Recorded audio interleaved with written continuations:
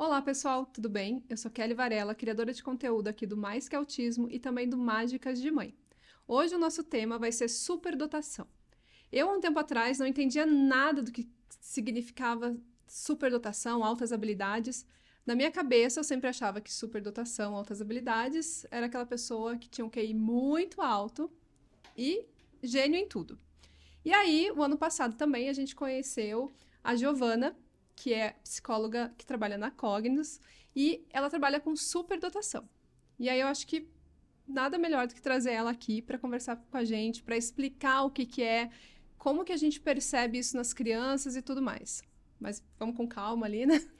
Vou falando tudo de uma vez só. Giovana, primeiro assim, vou pedir para você se apresentar, falar, você é psicóloga, falar como que é seu trabalho, e aí depois a gente vai explicando pro pessoal bem, né, didaticamente, como que é a superdotação, e para as pessoas entenderem e conhecerem. Perfeito, Kelly. Obrigada por me receber aqui. Aí eu agradeço, tá, muito por você ter aceitado mesmo. Imagine, um prazer. Bom, como você falou, eu sou psicóloga. Eu sou sócia da Mariana lá na Cognos, né? A gente criou a Cognos com o intuito de criar um centro de neuropsicologia aqui no Paraná. E eu sempre trabalhei com superdotação desde que eu me formei, né? Então a gente acabou desenvolvendo outros trabalhos lá na Cognos que foram para além do que já existia aqui, né? Então a gente tinha algumas pessoas que faziam avaliação e poucos trabalhos de intervenção realmente com essas crianças que saíam só da questão acadêmica, né? Que é um pouco do que a gente vai conversar aí hoje. Então, a superdotação é uma grande paixão minha, pode ter certeza. Lá na Cognos, você falou, né, centro de neuropsicologia, né? Isso. Então, vocês são psicólogas e neuropsicólogas também, né? Tipo, Exato, é uma especialização dentro da psicologia. tá. Então, vamos começar ali mesmo, Giovana. Como eu falei, tipo, na minha concepção, assim, daquilo que a gente vê, né, em filme, vê por aí, Uhum. sempre o superdotado é aquela pessoa que é gênio praticamente em tudo, assim, né? Então, a gente imagina que é aquela pessoa que não tem dificuldade em nada, né? Que é só se dá bem, assim. Então, o que é superdotação e altas habilidades, né? A gente usa os dois termos, qual que é o mais correto? Os dois estão corretos? Então, Kelly, sempre que eu começo a explicar sobre a superdotação, eu falo justamente sobre o que não é a superdotação, né? Tá. E o conceito de gênio é uma pessoa que já faleceu e que teve uma contribuição muito importante para a humanidade. E com certeza muitos gênios foram pessoas superdotadas. Mas a gente achar que todo superdotado é um gênio é um problema, porque daí a gente corta, né, a identificação dessas pessoas. Então, hoje, para você ter noção, por uma estimativa muito conservadora da OMS, usando assim o percentil mais baixo que eles consideram de superdotados, a gente tem mais superdotados no mundo do que a população do Brasil. Então, Nossa. é muita gente, né? Sim. Muita gente não identificada. E essas pessoas estão ao nosso redor, a gente conhece essas pessoas. Eles não são só os ricos e famosos, né? Eles são aqueles professores super dedicados e criativos que estão buscando formas diferentes ali de fazer com que seus alunos gostem da sua aula. É aquele engenheiro que quer ser super eficiente, que busca protocolos, que quer automatizar as coisas, né? É aquele político muito carismático que consegue argumentar e convencer todo mundo do seu ponto de vista, né? Essas pessoas são superdotadas, né? Então, eles estão entre a gente. E falando assim de uma forma bem objetiva, o que é a superdotação? Uhum. E aí você me perguntou, é superdotação, é altas habilidades? Pela legislação brasileira, a gente fala em superdotação barra altas habilidades. Essa barra significa ou. Então, os dois termos são sinônimos, né? Tá. Então, a gente pode usar um ou outro. E aí, o que é a superdotação, então? É uma facilidade muito grande de aprendizagem em alguma área, com alguma habilidade, Não né? necessariamente não precisa ser em todas. A pessoa não precisa ser aquele que vai bem na escola, tira 10 em todas as matérias, assim.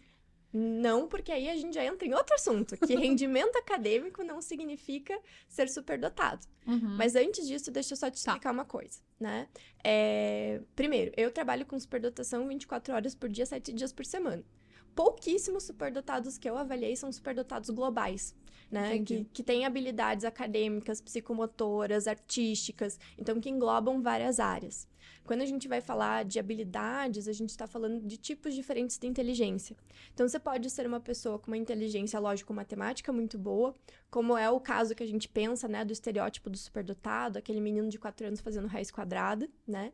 Mas você também pode ser aquela pessoa muito criativa, que resolve problemas com muita facilidade, problemas práticos. A pessoa que não gosta de estudar, mas que aprende fazendo. Pode ser uma pessoa com uma inteligência naturalista, por exemplo, né? Eu sempre falo que a naturalista é a mais deixada de lado. Então, a pessoa que tem uma facilidade para se relacionar com animais, tem um dedo verde, uma pessoa que sabe como combinar os ingredientes na cozinha, né? Essa pessoa também pode ter uma alta habilidade nessa área, né? Então, a gente tem várias coisas que fogem do padrão acadêmico mesmo, tá? Tá, então, superdotação seria você ter habilidade mais para, digamos, não precisa ser para, são as inteligências múltiplas que você tá falando, né? Isso. Então, eu posso ser superdotada em uma área e não ser nas outras, né? Pra deixar Sim. bem claro para as pessoas, então, Sim. tipo... E você pode, inclusive, ter muitas dificuldades com algumas coisas. E pode também, né? Aí eu tô falando só do superdotado. Eu posso ser um superdotado que tem muita habilidade para a parte lógico-matemática e ter dificuldade em outras áreas, que a gente já vai conversar um pouquinho mais. Uhum. Mas eu posso também ter uma dupla excepcionalidade. Eu posso ser um superdotado com transtorno de aprendizagem. Isso pode acontecer. Eu posso ser superdotado e ter autismo, ter TDAH, ter condições de personalidade, né? Borderline, transtornos de humor como a bipolaridade. Tudo isso acontece também. O superdotado, ele não tá isento de nada, né? Ele é uma pessoa como qualquer outra. Aí isso é bem legal a gente falar, né? Porque tira um pouco aquela... Acho que até uma pressão um pouco dos ombros da pessoa, né? Que descobre que é superdotada e daí todo mundo, nossa, ela vai dar conta de tudo, né? Não. E não é assim, né? Mas assim, como que eu, mãe ou professor, né, identifico que eu posso estar tendo contato com uma criança com altas habilidades? Tá. Via de regra, assim, eu vou falar sobre 2 perfis para ficar mais claro, tá? Uhum. A gente pode ter um perfil mais acadêmico, né? Que é a criança que vai ter uma facilidade de aprendizado muito grande, que às vezes vai gostar mais da escola, então vai ter um interesse maior pelas atividades acadêmicas, vai ter uma memorização muito boa. Então é muito comum os pais me falarem: ai, meu filho lembra de coisas de quando ele tem 2, 3 anos, né? Os adultos também me falam isso, de memórias que eles têm vívidas da infância. Sabe se localizar muito bem. Então, quando a gente tá pegando um caminho, ele sabe se a gente tá indo pra casa da vovó, se a gente tá indo pra casa pra escola, né? Então, assim, a criança já está atenta a isso. Atenção é outra coisa. Nos bebês, a gente vê os marcos do desenvolvimento mais cedo, marcos motores, marcos linguísticos, né? Então, às vezes, começa a falar mais cedo, começa a ter o desenvolvimento motor mais cedo, embora nem todo superdotado seja precoce. Também outra coisa que tem que deixar muito claro. Então, a gente tem esse perfil mais acadêmicozão, né? É o perfil que gosta de escola, gosta de aprender, é mais analítico. A gente pode ter um outro perfil que é o produtivo criativo, né? O perfil produtivo criativo é aquele que gosta de aprender fazendo, ele gosta de aplicar o seu conhecimento. Então, não necessariamente vai ser o pessoal que gosta de ler sobre, e sim o pessoal que gosta de fazer, né? Talvez seja um perfil aí mais exploratório, com um pensamento mais divergente, que a gente fala, né? Que gosta de achar 1001 soluções para o mesmo problema, que talvez não sejam as soluções mais eficazes, mas são as soluções mais criativas, né? Então, a gente tende a ter nesse perfil pessoas mais criativas, mais imaginativas. Esse perfil, comumente, né, pode ser confundido com um TDAH, por exemplo, porque é um perfil que pode parecer, num contexto tradicional acadêmico, mais disperso, né? Então, a gente tem uma patologização muito do perfil produtivo criativo, né?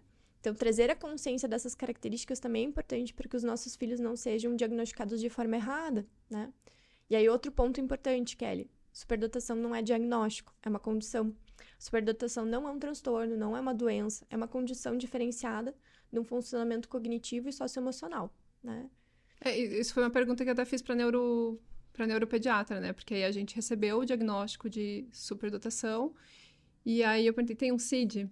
Porque isso também a gente pode falar depois, né? Mas afeta em outras questões, né? Porque que a gente vai falar mais pra frente, que às vezes essa criança, ela vai precisar de um acompanhamento psicológico, vai precisar de terapias em algumas, né? Em algumas áreas, assim. E aí você também não tem Aham, esse respaldo. esse respaldo, né? Exato. Mas isso é bem importante de falar, né? Mas é justamente por isso, não tem um CID porque não é um transtorno, não é uma doença. Então, realmente é um gap ali na legislação em termos de superdotação. Até porque não tem, como é o autismo, critérios diagnósticos, né? Uhum. Então, isso até pra gente pensar assim em termos de identificação. Os profissionais, como eu, que se formam, às vezes não têm contato, né, com o que é uma superdotação, porque a gente vai ter contato com o Manual Diagnóstico de Transtornos, né, o DSM, onde vai ter transtornos do neurodesenvolvimento como o TEA, como o TDAH, né? Então a gente conhece esses critérios. Agora você pega uma criança superdotada que tem uma intensidade emocional, né? Às vezes uma dificuldade de lidar com a raiva por conta disso. Tem um processamento sensorial alterado, como a gente vê no autismo, né? Tem um isolamento social, porque essa criança prefere crianças mais velhas ou não está interessada na brincadeira das crianças da idade dela. E aí a gente junta tudo isso e a gente vai um pacote da patologia, né? É Uhum. muito fácil. Né? Entendi. E dentro de sala, então tá, mas assim, eu como mãe, como pai, quando que eu tenho que pensar, não, vou procurar um profissional para ver se ele pode se enquadrar como superdotado. Porque geralmente o que a gente vê é os pais achando que o filho é superdotado, e identificando como superdotado, os professores muitas vezes também, quando é aquela criança que, como você falou antes, aprendeu uma segunda língua sem ninguém ensinar, né? Tipo, é bom de matemática, assim, da onde que a criança aprendeu isso, né? Uhum. Mas tem alguns outros sinais que eu posso ficar atento e que eu digo, nossa, acho que eu poderia levar para fazer uma avaliação, sabe? Eu vou te falar duas coisas. Primeiro, os tipos que mais vêm pra gente pensando que é outra coisa são o produtivo e criativo. Então, às vezes, essas crianças vão vir pra gente por problemas de comportamento, por Entendi. desmotivação na escola. Então, os pais procuram avaliação porque eles estão tendo queixas, né? Estão tendo problemas ali na escola que eles precisam entender o que tá acontecendo. E aí descobrem que essa criança não tem uma patologia e sim uma superdotação, tá? Segunda coisa, o que são coisas aí que a gente precisa observar, né? Eu acho que muito da parte emocional do superdotado. São crianças com uma sensibilidade mais exacerbada, né? Uma empatia muito grande, tendem a ser esponjinha dos sentimentos alheios, um senso de justiça muito grande, se incomodam com coisas que às vezes os outros não se incomodam. Tem uma menininha que eu atendi de 3 anos que eu achei assim, uó. Tava acontecendo, tá, né? Acontecendo ainda, mas na época tava acontecendo o início da guerra na Ucrânia com a Rússia. E aí ela viu no jornal que muitas crianças estavam ficando órfãs. E ela tem 3 anos de idade. Ela ficou uma semana inteira sem dormir, conversando com os pais dela sobre aquilo, porque ela ficou muito preocupada com todas essas crianças sem mamãe e papai. Assim, não é Tadinha. normal uma criança de 3 anos ter esse nível de raciocínio complexo e empatia, né? Sim. Então, esse tipo de coisa, se a gente percebe que a criança está muito diferente do desenvolvimento dos colegas, se ela está se queixando de ir para escola, os meus pequenininhos às vezes se queixam de que os amigos são muito bebês para eles, são muito imaturos. Os adultos se sentem peixe fora d'água a vida inteira, né? Eles Uhum. buscam muitos grupos de amigos porque eles não conseguem suprir num grupo só, né? A intensidade da curiosidade ou a paixão que eles têm por algum determinado assunto. Eu até brinco com as pessoas que eu supervisiono, né? Às vezes eu supervisiono casos de outros profissionais. E aí eu falo para as meninas, olha, se o teu adulto já teve muitos diagnósticos de TDAH, de autismo, bipolaridade, border, nada fechou, é muita chance de ser uma superdotação, porque a gente tem características, né? Como essa hiperestabilidade sensorial, né? Então, de se incomodar muito com algumas questões sensoriais, não gostar de produtos na pele, de certos tecidos de roupa, de etiqueta, né? Se incomodar com barulhos, gostar de certos tipos de controle de barulho, né? Então, Uhum. eles usam, às vezes, aqueles fones de noise canceling, assim, sabe? Sim. Se incomodam, às vezes tem histórico, né, de se incomodar com textura, cheiro de alimentos. Então, toda essa parte sensorial que parece um autismo, eles carregam pela vida inteira, né? Então, quando a gente percebe que esse funcionamento, tanto cognitivo quanto socioemocional, está muito diferente do que se esperaria da média, aí é o momento da gente buscar uma avaliação, né? Tá. E aí, como que é feita essa avaliação, né? Eu gosto sempre de falar também que muitas pessoas pensam que é só chegar, claro, em alguns casos né? Mas assim, na maioria das vezes você vai ter que fazer uma investigação e não é em 15 minutos, geralmente, que você vai determinar que aquela pessoa ou é autista, ou tem TDAH, ou, né, Não, com qualquer um certeza. desses. Então, como que seria, assim, alguém tem que encaminhar um neuropediatra, pediatra? Não Como que chega para necessariamente. vocês, assim? Não necessariamente, né? Claro, você vai buscar um profissional, então, da área da neuropsicologia, né? E o que uma boa avaliação vai englobar? O processo, ele sempre vai começar com uma anamnese, que a gente chama, que é uma entrevista inicial. Então, seja com os pais dessa criança ou com esse adulto, né? Entendendo essas características a fundo. Por isso que é importante que esse profissional também entenda da superdotação, né? Como eu falei para você, muitos entendem do TDAH, do autismo, dos transtornos de aprendizagem, mas não necessariamente das altas habilidades. Então, a gente vai fazer perguntas aí norteadoras para entender esse histórico. Depois, a gente vai fazer as sessões de testagem. Então, na testagem, a gente vai aplicar testes cognitivos para entender o panorama cognitivo dessa pessoa, não só a inteligência, outras funções também. Memória, atenção, função executiva, linguagem, etc., né? E uma boa avaliação para a superdotação vai englobar também esses aspectos socioemocionais. Eu vou entender essas questões da intensidade dessa pessoa, da complexidade desse raciocínio, da determinação acima da média que ela mostra, da criatividade que ela está demonstrando, dessas questões de sensibilidade emocional que talvez impactem no funcionamento social dela, a parte sensorial, porque eu quero entender se eu preciso encaminhar para um terapeuta ocupacional para fazer uma integração sensorial, né? E a gente finaliza todo esse processo, então, de investigação com uma devolutiva à família ou à pessoa que, né, iniciou esse processo, onde se entrega um laudo com todos os resultados da pessoa, e não só resultados em termos quantitativos, né, um valor de QI, mas sim uma análise clínica de quem é essa pessoa e por que ela tem certas dificuldades e certas facilidades e o que fazer com isso. Então, esse processo, como você falou, ele não vai durar 15 minutos. Né? Quando eu faço o processo, ele dura em torno de 7 a 8 sessões, tá? Então, ele é um processo mais extenso mesmo, tá? Tá. E me perdi no meu raciocínio aqui, peraí, gente. Tem problema.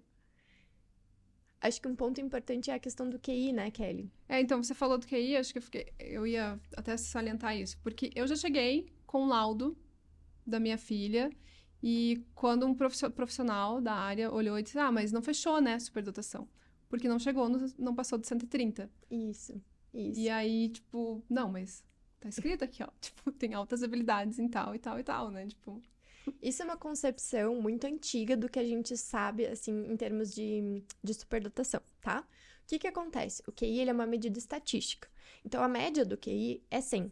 E aí, a gente tem um desvio padrão de 15 pontos, que vai compreender ali uma faixa média. Então, 15 para cima e 15 para baixo vai ser essa faixa média da população, 85 a 115. Antigamente, a gente falava, então, que uma pessoa, para ser superdotada, ela tinha que estar 2 desvios padrões acima da média, ter um QI 130, né?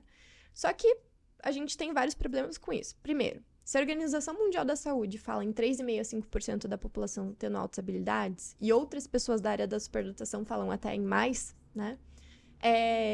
130, o QI 130 engloba só 2% da população. Então, aí a gente já tem uma quebra de paradigma, tá?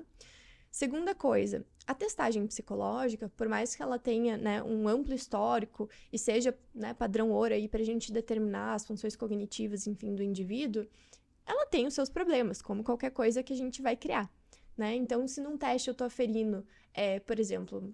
Eu posso te perguntar se você sabe alguma coisa, né, específica ali de conhecimentos gerais sobre a época do Henrique VIII. Você pode não saber, mas você pode saber muitas coisas sobre o período greco-romano. O que eu estou querendo falar? Que esse teste, ele tem que fazer uma pergunta para você. Mas ele não vai saber o que exatamente você sabe da área de história, né? Então, todo teste, ele vai ter a sua limitação. São testes que a gente vai ver conhecimentos gerais, que são a inteligência cristalizada, né, que depende de coisas que a gente aprende, vai ter a inteligência fluida, que depende de um raciocínio em cima daquilo que a gente está pensando, né? Mas tudo vai ter uma limitação do que a gente está aferindo. Então, esse olhar do profissional vai ser importante. E o QI 130, como eu falei para você, é uma questão defasada mesmo, porque a gente tinha esse olhar psicométrico, estatístico, né? Agora, se a gente entende que trata-se de um ser humano, né? Que, inclusive, esse ser humano pode estar ansioso por fazer aquela testagem, pode estar passando por um período que ele está deprimido, e isso a gente sabe que vai prejudicar a nossa cognição, né? Ou pode ter uma dupla excepcionalidade, né? E vai ter outras questões ali que vão ter um impacto em como ele está desempenhando na testagem. Enfim, Então, a gente tem que entender que a testagem é um instrumento. Ela não vai nos dar a resposta. Ele é um instrumento para chegar à resposta, né? Então, vai também do olhar.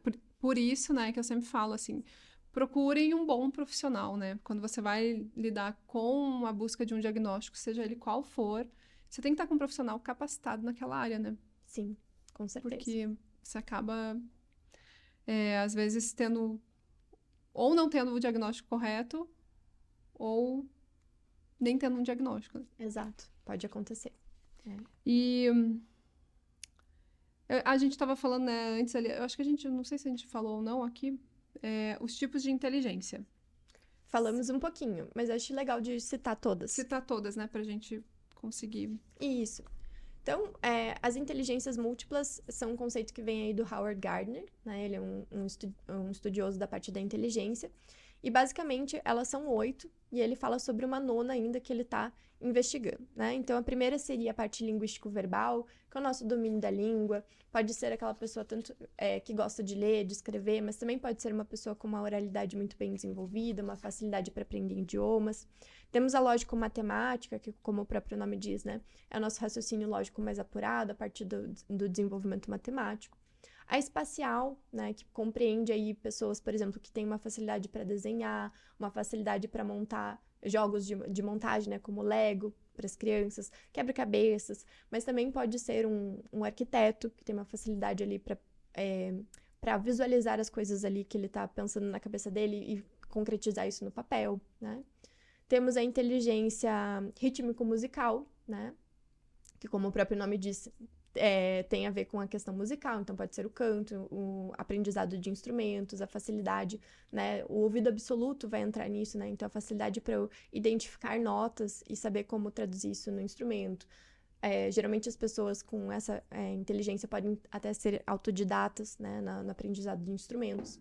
Temos a inteligência naturalista, que eu já citei para vocês, né? A inteligência corporal sinestésica, que vai englobar aí o uso do corpo. Então, pode ser desde para dança, para o teatro, para os esportes, para coordenação motora fina, né? Então, vamos pensar numa pessoa que tem uma inteligência musical muito boa e uma coordenação motora fina muito boa. Ela vai ter uma facilidade para aprender um instrumento, né? Então, a gente tem os combos também das inteligências múltiplas. Temos ainda a inteligência intrapessoal, que é a nossa capacidade de entender a nós mesmos, né, os nossos objetivos, os nossos sentimentos. Então, por isso que muitas crianças superdotadas têm uma postura mais madura, mais reflexiva, porque elas têm um alto desenvolvimento da inteligência intrapessoal. E, por fim, a inteligência interpessoal, que é a nossa capacidade de se relacionar com os outros. São as pessoas carismáticas, que conseguem ler o ambiente com muita facilidade, têm uma capacidade de serem líderes, né, de fazer com que todo mundo chegue a um ponto comum. Então, essas são as 8 inteligências já decididas, assim, que são as inteligências múltiplas. E aí a gente tem uma nona inteligência, que é a inteligência existencial, né? Então, ele estuda essa nona inteligência porque ele quer entender por que algumas pessoas têm essa ligação mais com uma espiritualidade. Não necessariamente com uma religião, mas de entender o propósito da vida, de entender, né, o sentido do que a gente está fazendo aqui. Então, essa seria a nona inteligência múltipla, tá? E aí essa criança vai e é identificada como superdotada. E na vida dela, o que isso vai mudar, assim, no sentido, eu digo, por exemplo, você falou a criança que não gosta de ir pra escola porque acha que a escola tá muito chata, né? Ou a criança que não consegue, digamos, fazer amigos dentro da... Vamos levar para o ambiente escolar, porque eu acho que muitas questões acabam se refletindo lá, né? Mais do que, às vezes, em casa até. Porque em casa a gente tem um olhar já de acolher nosso filho, de cuidar, de ter perto ali. E, às vezes, na escola não tem muito esse acolhimento, eu acho que é a palavra, né? Então, na escola, como que tendo o laudo, o que muda para essa criança? O que pode mudar, assim? O que seria o ideal, né? A partir do momento Isso. O que é o ideal, né? A gente não sabe, a gente sabe que nem sempre acontece. O ideal e o real, né? Bom, a partir do momento que ela tem uma avaliação, ela entra na categoria de educação especial. Então, ela tem direito a um plano de ensino individualizado. O que é isso? Esse plano, ele vai contemplar todos os direitos e os deveres da escola perante aquela criança. Então, a gente vai fazer, por exemplo, um enriquecimento para essa criança na área da matemática, que é onde ela, né, manda muito bem, que ela gosta bastante. A gente vai fazer algumas adaptações, talvez seja uma criança aí com uma dificuldade de traduzir para o papel, né, para registrar o que ela está pensando. Então, a gente vai fazer provas orais, ou a gente vai adaptar a forma como essa prova vai ser para ela. Não necessariamente essa criança com um raciocínio matemático muito bom tem que registrar a conta inteira lá na prova, né? Então, isso pode ser uma adaptação. E o enriquecimento, como eu falei, é aprofundar esse conhecimento para essa criança. Só que aí eu vou fazer uma ressalva bem importante, tá, Kelly? Tá. Enriquecimento nunca é aceleração. Então, algumas Eu ia escolas... até perguntar disso, né? Uhum. Mas aí a gente pergunta quando que a gente pode acelerar a criança? Então, algumas escolas, elas vão pegar um pequenininho lá que tá mandando muito bem na matemática, por exemplo, tá no primeiro ano. Nossa, eu vou passar conteúdo do terceiro ano para ele, então, vou passar as tarefinhas do terceiro ano. Não faça isso, você vai ter um grande problema quando seu filho chegar lá no terceiro ano, porque ele já teria visto tudo que ele iria aprender, né? Então, o enriquecimento é aprofundar o conteúdo, é a gente gerar um pensamento crítico, é a gente permitir que essa criança pesquise por ela mesma, claro, com a mediação do professor, é a gente permitir que essa criança entenda mais sobre um tema do interesse dela, né? Então, se a gente está falando sobre o sistema solar, para outras crianças do primeiro ano, eu vou até certo ponto. Para essa criança, eu já posso entrar, talvez, com alguns conceitos de física básicos, que ela já vai entender, ela já vai dominar e ela vai se interessar, né? Então, a gente pode entrar com esse aprofundamento. A aceleração é um outro processo. Só ficando ali ainda nessa adaptação. É importante também de falar que a adaptação, às vezes, não é também só jogar atividades para a criança fazer, para ela ficar quieta e deixar os outros fazerem no ritmo deles, né? Exato. Porque, até não sei se você já viu uma série que chama-se Abbott Elementary. E aí tem um episódio, é uma escola, e aí tem um episódio que chega um menino superdotado na escola. E aí, o que fazer com aquele menino? E tem mais umas crianças também na escola que são superdotadas, e eles geralmente acabam antes, ou tipo, ai, que saco essa aula, né? E eles criam um programa para essas crianças, assim. E aí não sabem o que fazer nesse, tipo, tá, o que a gente vai fazer, né? Então, não é só trazer um monte de... Não. Às vezes, até é trazer menos. Então, assim, se o meu colega precisa de 10 exercícios para ele entender esse conceito de soma, por exemplo, talvez essa criança precise de 3 ou 5. Então, eu vou diminuir a quantidade, mas eu vou aumentar o nível de desafio se ela gostar. As tarefas que a gente vai fazer para uma criança superdotada nunca podem ser punitivas para essa criança. É porque às vezes traz essa impressão, né?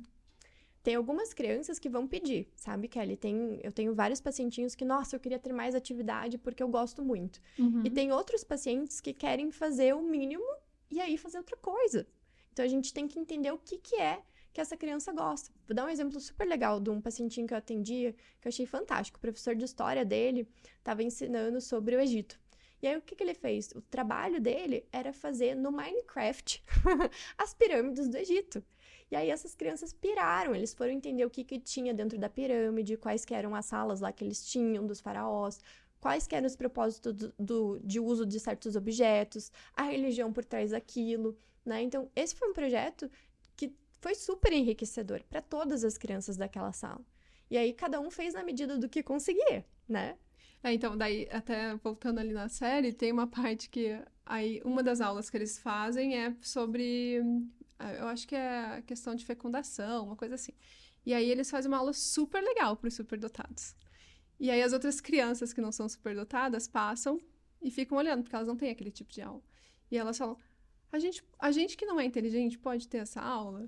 Então, assim, Sim, de nossa. você também saber integrar essas crianças com a turma que ela está, né? Com certeza. E isso eu sempre falo para os professores. Os projetos que eles vão elaborar não é só para o aluno superdotado. Todo mundo vai se beneficiar. Então, por exemplo, se o meu aluno já terminou a tarefa e tá lá atazanando os outros e eu preciso achar uma outra coisa para ele fazer, né? Vamos dizer que seja uma criança com uma inteligência linguística muito boa que gosta de desenhar. Nossa, eu vou fazer ele fazer um gibi sobre o ciclo d'água, que é o que a gente está aprendendo em ciências. Então, veja como tem um propósito pedagógico. É uma atividade que essa criança gosta, porque ele gosta de escrever, ele gosta de desenhar, então ele vai ter prazer em fazer aquilo. E será que só ele pode fazer isso? Será que outros colegas não podem participar? Ou, por exemplo, meu aluno superdotado gosta de escrever, mas não gosta de desenhar. Será que eu não posso pegar uma outra criança que gosta de desenhar para ilustrar esse gibi? Será que esse produto, né, que vai ser feito, produzido ali sobre o ciclo da água, não vai beneficiar o aprendizado das outras crianças? Será que o reconhecimento que eles vão ter de ter feito um negócio tão legal não vai ser uma coisa que vai trazer uma autoestima ali no contexto escolar? Então, assim, o projeto, ele não tem que ser para o aluno superdotado. Esse olhar, ele tem que ser para todas as crianças. Mas aí a gente entra num outro, né? Mas é bem legal a gente falar isso, porque até dentro da superdotação, a gente vê muitas crianças que aquilo que você falou, né? Às vezes ela não se encaixa com as crianças da sua idade, porque os assuntos não são interessantes, ou porque às vezes não tem afinidade. Mas quando você faz algo que beneficia ela e a turma também, é uma forma também de ajudar ela na questão social, né? Com certeza, com certeza. Porque... E aí, vou finalizar ali com a questão da aceleração que você me perguntou, né? Então, o que é a aceleração? Aqui no Brasil, basicamente, a gente pular essa criança de um nível para o outro, né? Mudar de série, assim, então. Mudar de série, exato. Ir do primeiro para o segundo, do quinto para o sexto, né? Então, a aceleração, primeiro de tudo, geralmente, né? Claro que tem exceções, mas assim, a regra a gente vai fazer uma aceleração de apenas 1 ano. A gente não vai pular essa criança 2 anos ou 3 anos. Tá, mas digamos assim, ela tá no sexto, ela vai pro sétimo. Isso. Ela não iria pro oitavo. Não. Mas ela pode ir pro sétimo e daqui a um tempo pular de novo? Pode. Isso pode acontecer, tá? Então, é o que eu te falei. Claro que cada caso é um caso, mas via de regra a gente vai fazer 1 ano de cada vez. Se for necessário mais de uma aceleração, a gente vai acompanhar o desenvolvimento dessa criança. Mas é um pulo muito grande do 6º ano, com crianças ali de 12, 13 anos, pro 8º ano. Sim. Né? Em termos de maturidade, interesses, etc. Então, a gente cria um problema social. E aí, eu tenho, assim, um tripé que eu uso como critérios para eu ver se esse aluno precisa ser acelerado, tá? O primeiro é o pedagógico, claro, né? O aspecto pedagógico. Essa criança não só tem capacidade de avançar no pedagógico, como está pedindo para fazer isso. Mas, assim, só para eu entender também como leiga, tá? Por exemplo, no pedagógico... essa criança pularia de ano. Aí ela vai fazer como se ela já soubesse toda aquela matéria daquele ano ou não? Tipo... Não. Geralmente o que acontece na legislação fala que a escola precisa fazer uma avaliação dessa criança. O que é essa avaliação? Não está claro na legislação. Pode ser um relatório pedagógico, pode ser a professora falar, não, o fulaninho realmente já pode passar para o próximo ano. Pode ser uma prova. Geralmente as escolas escolhem esse tipo de avaliação porque é uma coisa mais objetiva para eles. Essa prova, ela é norteadora do que aquela criança sabe. Então, assim, primeiro, essa criança tem que ter tempo de estudar. Ela não tem obrigação de saber as coisas por osmose. Ela é superdotada. Então, não é simplesmente marcar a prova e faça aqui, tipo... Não, de forma alguma. Isso vai deixar a criança nervosa. Como eu falei, ela não tem obrigação de saber o conteúdo por osmose. Ela só tem uma facilidade de aprendizado. Não quer dizer que ela vai saber tudo, que ela nasceu com um chip na cabeça, né? Então, isso é a primeira coisa. Fazendo essa prova, talvez a gente constate que essa criança tem alguns gaps na educação dela, que tem coisas que ela não sabe. Então, isso não vai ser um fator punitivo para essa criança não ser acelerada. Isso vai ser um fator que a gente, como adulto, vai ficar de olho para ajudar essa criança. Então, talvez ela precise do reforço, talvez ela precise do acompanhamento psicopedagógico por um tempo, né? Então, a prova ela tem que ter um caráter ali diagnóstico, digamos assim, e não punitivo, tá? Então, fazendo essa aceleração, né, essa criança não só... Você falou em 3, né? Dos 3 pilares. Isso. Então, peraí. Só pra eu te interromper, mas vamos lá. Não, vamos lá. Primeiro é o pedagógico. Exatamente. Primeiro é o pedagógico. Então, essa criança não só tem que dar conta da questão pedagógica, como ela tem que querer dar conta. Porque não é toda criança que vai querer. Porque às vezes é o pai que quer e a mãe... Não.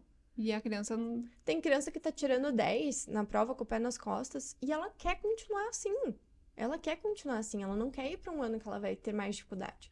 Já tem crianças que ficam extremamente entediadas com isso e precisam de um desafio a mais. Então, esse é um fator que a gente leva em consideração.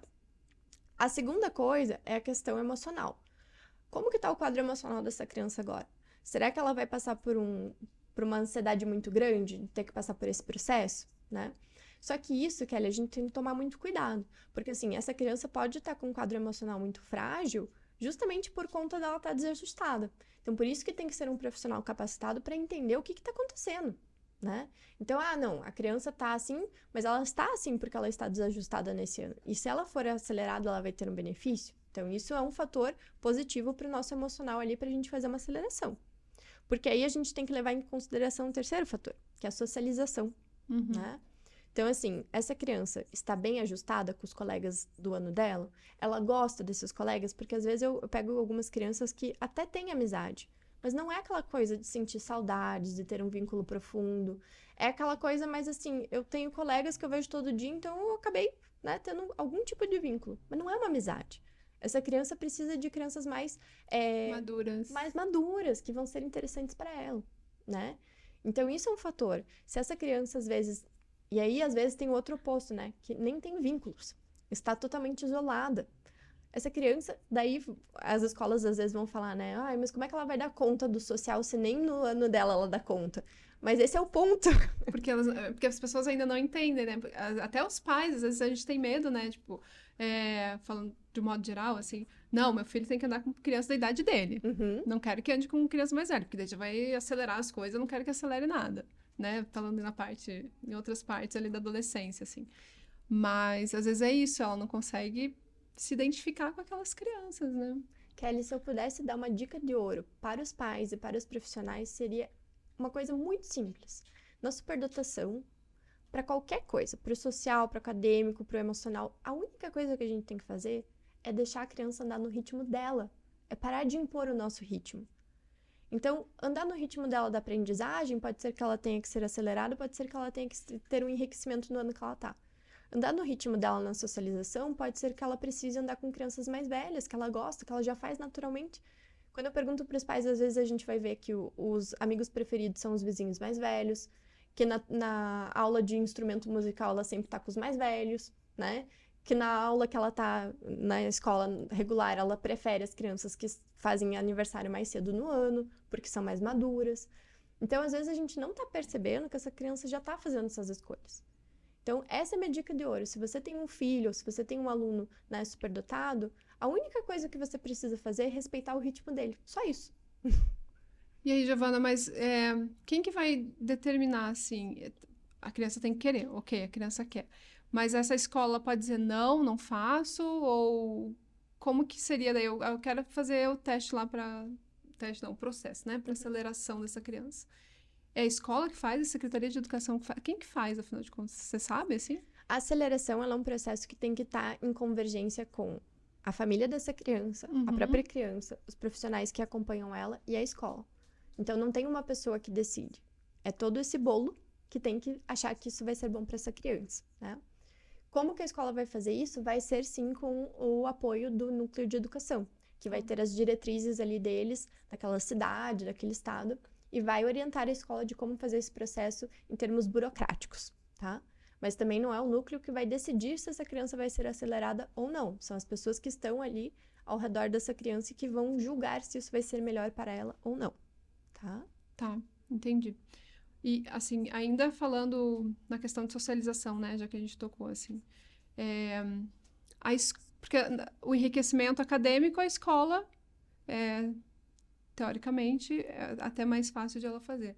Mas a escola também pode ajudar nessa parte de socialização dessa criança? Pode e deve, pode e deve. Então, às vezes essa criança vai ter um acompanhamento terapêutico, por exemplo, né? Esse profissional vai ajudar a escola a identificar que tipo de que perfil de criança, né? Que esse aluno vai precisar estar junto. Então, às vezes é uma criança mais introspectiva, que tem uma sensibilidade sensorial maior, que gosta de fazer tarefas mais de concentração, é mais analítica. Então, eu preciso de um perfil de aluno que é mais parecido com esse. Ah, é uma criança mais extrovertida. Eu tenho um pequenininho de 6 anos, Kelly, que ele é amigo de todo mundo da escola, até os meninos do nono. Ele joga futebol com os meninos do nono, e ele tem 6 anos. Assim, é um perfil extremamente carismático, né? E tadinho, ele se dá bem com os colegas da sala dele, porque ele é muito carismático, mas ele não tem interesse nenhum naquelas crianças, né? Então, a escola ela tem que ter esse olhar do que essa criança está precisando. De repente, possibilitar que ela faça uma atividade como um esporte, uma língua, né? Uma atividade de robótica, informática, alguma coisa assim, que já está na grade da escola, com uma turma um pouco mais avançada, né? Então, a escola tem, sim, um papel, né? E aí, a gente está falando de enriquecimento? Estamos, mas também estamos falando de socialização. Sim, porque eu vejo também, né, que pra criança, a gente é um ser sociável, na verdade, a gente gosta de estar com outras pessoas, só que a criança, quando ela não consegue fazer isso, traz outras questões, assim, né? Às vezes ela fica muito triste, vai desenvolver depressão, que a gente acha que criança não tem depressão, e criança tem, né? Uhum. Ansiedade.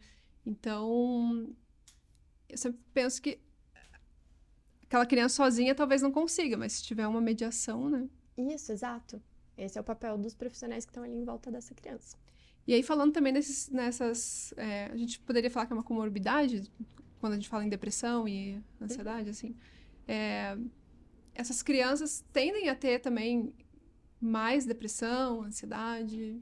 Tem uma incidência maior por serem crianças mais sensíveis. Então, a gente tem incidência maior de depressão, de ansiedade, de transtornos alimentares, de questões de sono, né? Então, a gente tem crianças que precisam dormir muito mais do que a média da sua idade e crianças que precisam dormir muito menos. O que pode ser um desafio para os pais, né? Mas eu não falo isso no sentido de falar que a superdotação causa esses transtornos, tá? Não.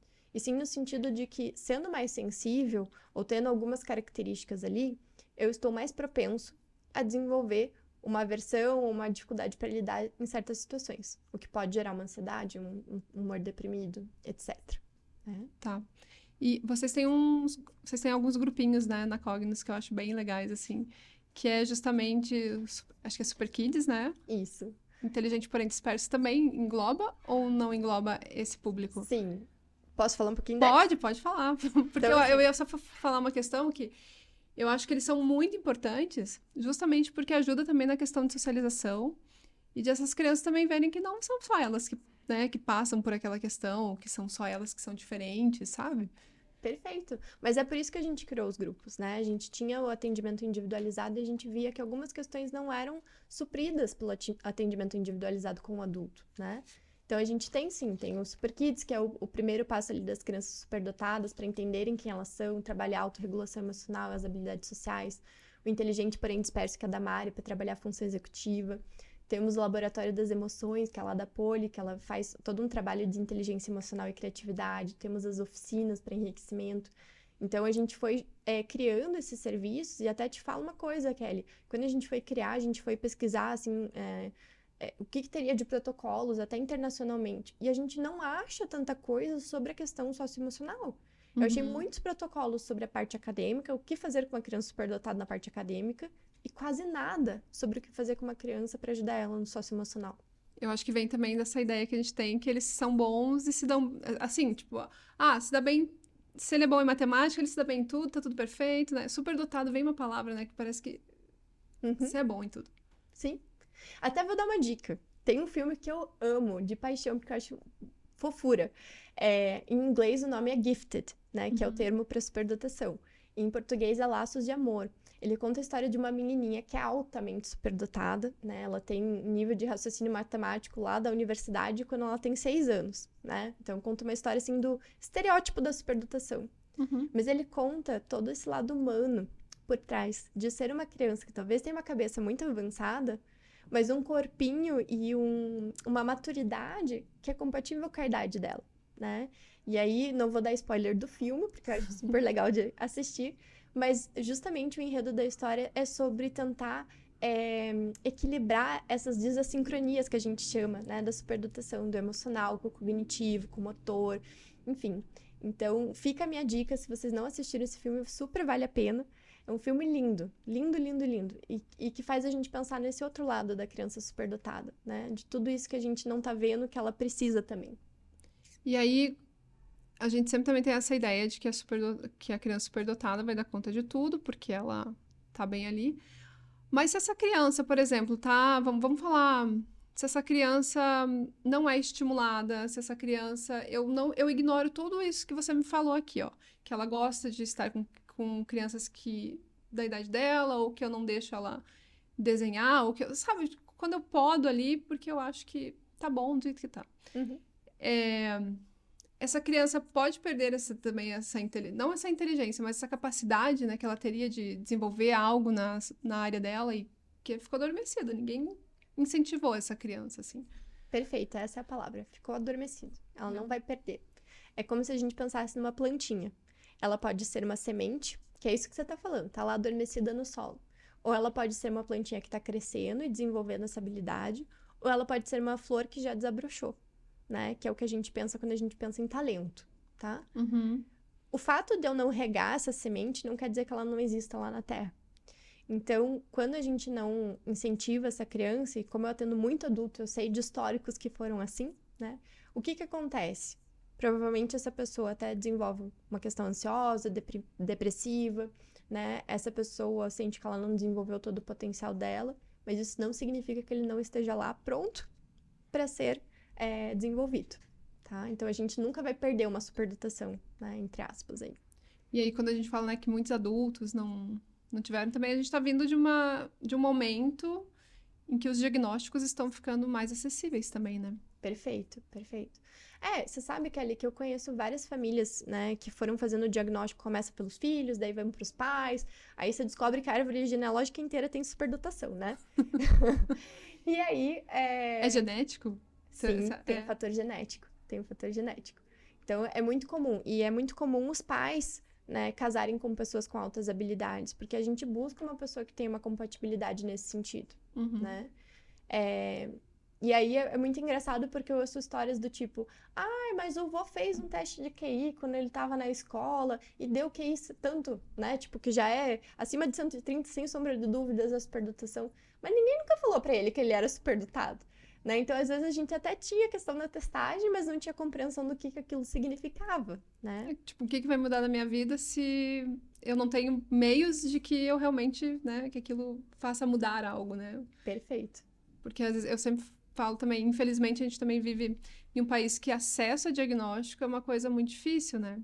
Então, muitos desses superdotados que a gente não conhece é porque nem chegaram a cogitar ou ter acesso, né, a fazer um diagnóstico. E aí eu acho que entra muito a questão da escola perceber, né? Com certeza. Mas assim, Kelly, eu sou a pessoa mais suspeita pra falar isso. Mas uma coisa que eu sou apaixonada, que vai começar, inclusive, semana que vem, é o nosso grupo de adultos, que foi o primeiro grupo que a gente Que fez lá legal. na Cognos. Uhum. É o primeiro que a gente criou. E Vai começar esse ano?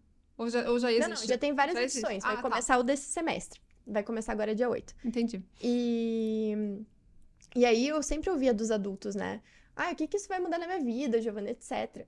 Kelly do céu, a gente começou o primeiro grupo de adultos, a gente teve 5 adultos inteiros, que eram pacientes da Mari, que ela falou, Gi, eles não precisam de psicoterapia, mas eu preciso que você atenda a eles de alguma forma. E eu não tinha como, não tinha agenda.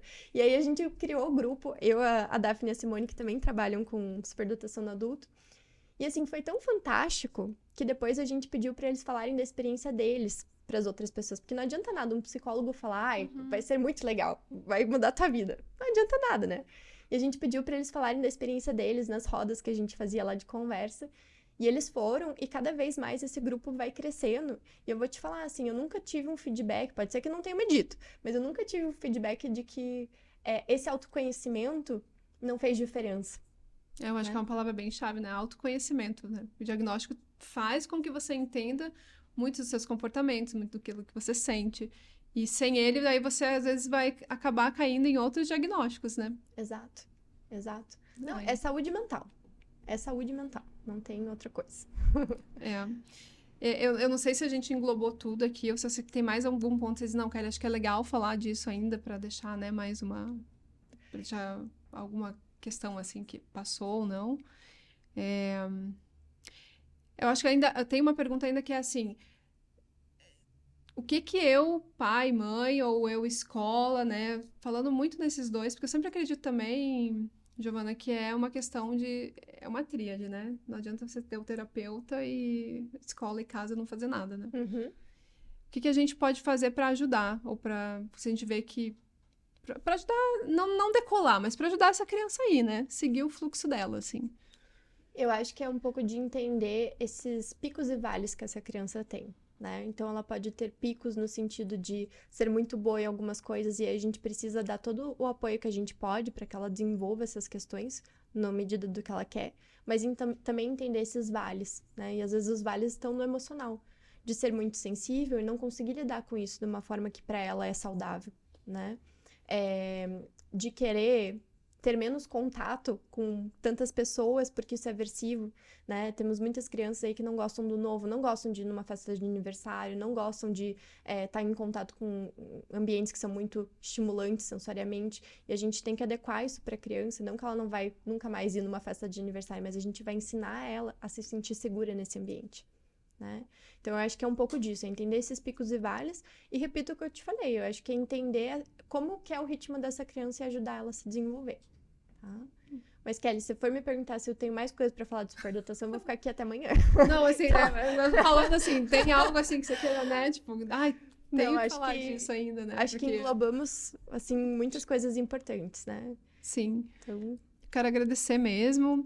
Todo mundo que tiver dúvidas sobre superdotação, a Cognos, realmente, gente, assim, é uma referência no assunto. Não só em superdotação, tá? Mas em avaliações neuropsicológicas e grupinhos de habilidades que eu acho que são fantásticos lá. Eu digo que o Samuel deu um salto muito grande depois que fez grupinhos. Ai, que bacana. O de funções executivas pra ele foi assim, nossa. Tanto que a Mari deu alta pra ele, né? Mas, assim, foi ótimo mesmo. Ai, então, assim, procurem, eu vou deixar aqui o Instagram da Giovana, tá? E é isso, gente. Quero agradecer muito, Giovana. Obrigada por ter vindo. Eu que agradeço, Kelly. Foi um prazer, de verdade. Obrigadão. E para quem está aqui assistindo a gente, compartilhe esse vídeo. Ele pode ser muito útil para você que é professor, para você que é pai, para você que tem um neto, um sobrinho, para saber o que é a superdotação e como ajudar essa criança, tá bom? Beijo grande. Compartilhe esse vídeo, se inscreva no canal e até o próximo.